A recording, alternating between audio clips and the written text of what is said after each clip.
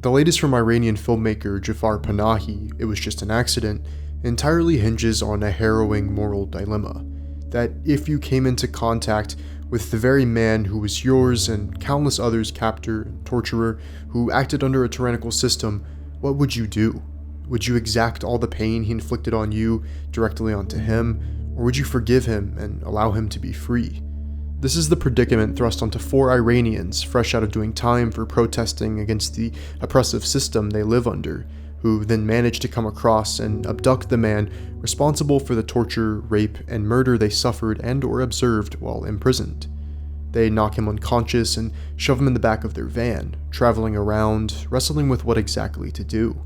As you can tell, the narrative of Panahi's film is pretty simple.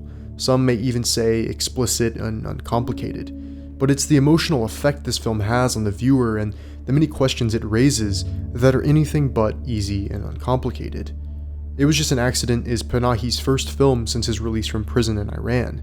He, a longtime dissident against Iran's regime, was arrested by Iranian authorities in July of 2022, after he signed an appeal protesting police violence, for which he spent several months in jail.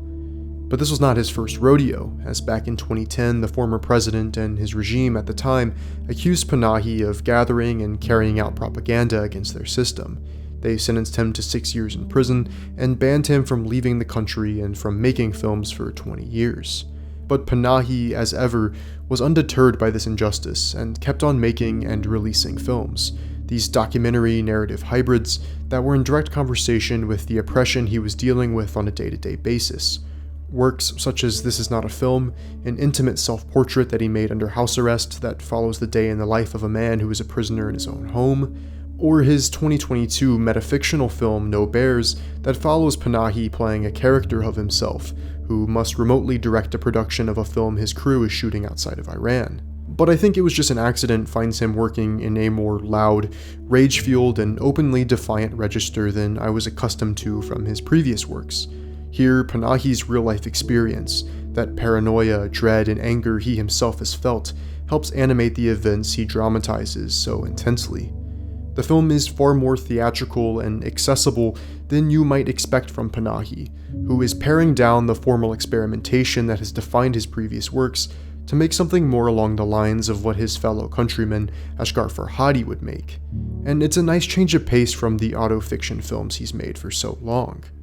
Lensed by Amin Jafari, It Was Just an Accident uses long takes and a very restrained camera to give his actors the space to really showcase their talent, to allow them to carry each moment of conversation or debate with a dramatic weight that just wouldn't exist otherwise. This is Panahi using a very simple dramatic crux, building his central narrative around one singular event that snowballs and causes these devastating ripple effects to all of those in its path. But its straightforwardness makes it all the more real and terrifying. There are no convoluted twists and turns, just a very stripped-back narrative that slowly and expertly plays out. No longer is Panahi's cinema concealed and layered in metaphor from working within a restrictive regime. Instead, he allows the audience to sit with his pain out in the open for all to see, presenting questions: should these people kill this man, and would they be entirely justified in doing so? If he was who they believe him to be, is this act of vigilantism moral, the only possible way to seek redemption for the horrors inflicted upon them by this regime? Or would this all turn out to be fantastical catharsis, an empty plea for vengeance? It never peddles in easy answers or solutions, retaining just the right amount of closure and ambiguity.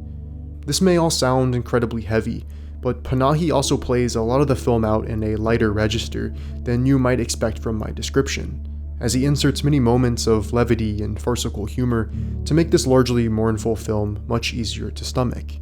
And it's in these handful of moments that you can see Panahi, a filmmaker who has faced censorship and imprisonment galore, and yet whose belief in his own country and its people hasn't wavered one bit.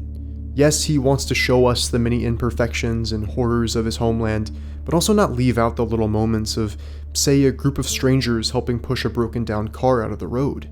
Panahi's films may be deeply rooted in his home country, their landscapes, and embedded in his specific culture that all on the surface may seem like a far cry from our own. But what he presents, people just existing in their own little orbit, trying to find some reprieve from an oppressive government, can transcend borders. The film is equal parts a harrowing and liberating work, one that utilizes a familiar narrative formula but is no less potent for it, acting as a plea for and a warning from both its characters and the very man behind the camera. And all of this might just end up making It Was Just an Accident Panahi's most accomplished and eventually most widely seen film to date.